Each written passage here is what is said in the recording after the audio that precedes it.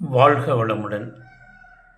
உலக மக்கள் அனைவரும் அமைதியோடும் மன மகிழ்ச்சியோடும் மனநிறைவோடும் வாழட்டும். வாழ்க வளமுடன். அன்பர்கள் அனைவருக்கும் அன்பான பண்பான பணிவான கனிவான காலை வணக்கம் மற்றும் வாழ்த்துக்கள். சந்திப்போம் சிந்திப்போம் என்கிற நிகழ்விலே நாம் பல்வேறு கருத்துக்களை இங்கே பகிர்ந்து கொள்ள இருக்கிறோம். சித்தர்களுடைய கருத்துக்களை நாம் முதலாவதாக இங்கே முக்கியத்துவம் கொடுத்து பகிர்ந்து கொள்ள இருக்கிறோம். அதிலே முதல் நிகழ்விலே திருமூலரை பற்றி நாம் திருமூலர் கூறிய யான் பெற்ற இன்பம் பெருக இவ்வையகம் என்கிற பாடலை குறித்து நாம் சிந்தித்தோம். இன்று 3000 பாடல்களை கொடுத்த அந்த திருமூலரின் அந்த தெய்வீக பணி, அதை நாம் பாடல் என்று சொல்வதை விட திருமந்திரம் என்று சொல்கிறோம். 3000 ஆண்டுகள் வாழ்ந்து சித்தர்களிலே ஒரு சாதனை புரிந்தவர்.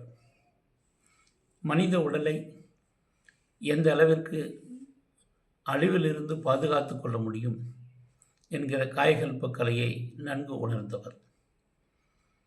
இந்த உலக வாழ்க்கையிலே நாம் நம்மை பற்றியும் நம்முடைய உடலை பற்றியும் இந்த மனதை பற்றியும் உயிரை பற்றியும் அதற்குள்ளே இருக்கக்கூடிய ஒரு அழியாத ஆன்மாவை பற்றியும் தெரிந்து கொள்வது வாழ்க்கையின் நோக்கம் என்பதை பெரியோர்கள் சொல்லியிருக்கிறார்கள். ஆக இதை நாம் ஆராய்ச்சி செய்யும் பொழுது நமக்குள்ளே ஒரு தெய்வீகத்தன்மை தோன்றும். ஆக உடலை மனதை உயிரை ஆன்மாவை கடந்து செல்லக்கூடிய ஒரு பாக்கியம், ஒரு வாய்ப்பு உங்களுக்கு கிடைக்கும். இந்த நிலையிலே எப்போதும் உங்களுக்கு தெரிந்து கொள்ள வேண்டிய என்னவென்று சொன்னால், எப்போதும் இந்த பிரபஞ்ச தொடர்பில் நாம் வாழ்ந்து கொண்டிருக்கிறோம். இந்த பிரபஞ்ச தொடர்பில் வாழ்ந்து கொண்டிருக்கக்கூடிய மனிதன் அந்த பிரபஞ்சத்தையும் தாண்டி செல்லும் பொழுது தான் யார் என்பதை உணர்ந்து கொள்கிறான்.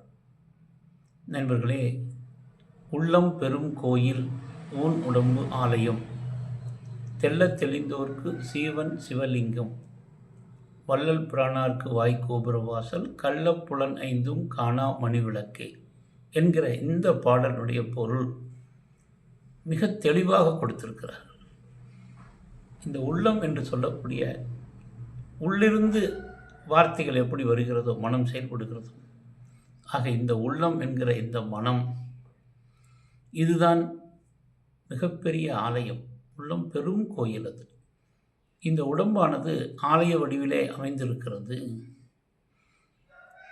தெள்ளத் தெளிந்தோருக்கு, சிந்தனை செய்து தெளிவு பெற்றவர்களுக்கு இந்த சீவன் என்கிற இந்த உயிர் இருக்கிறது அல்லவா, இந்த உயிர் ஓட்டத்தில் தான் உடல் மனம் எல்லாம் இயங்கி கொண்டிருக்கிறது. நம்முடைய வாழ்க்கையே போய்கொண்டிருக்கிறது. ஆக தெள்ளத் தெளிந்தோருக்கு சீவன் சிவலிங்கம் என்று சொல்கிறார். இந்த உயிர்தான் அனைத்தும். இதை நாம் தெரிந்து கொள்ள வேண்டும். இதற்குள்ளே இன்னும் பல ரகசியங்களையும் அவர்கள் கொடுத்திருக்கிறார்கள்.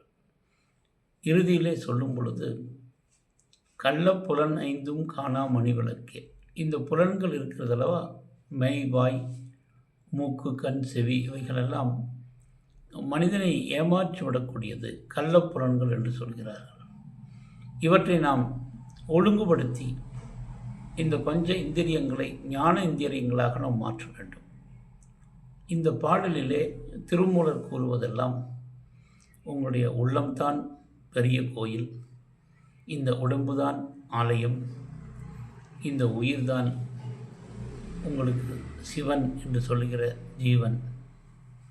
இதை உணர்ந்து வாழுங்கள். பஞ்சேந்திரியங்களை ஞானேந்திரியங்களாக மாற்றுங்கள். அதற்கான முறையான தவப்பயிற்சியிலே இணையுங்கள். மீண்டும் சந்திப்போம். வாழ்க வளமுடன்.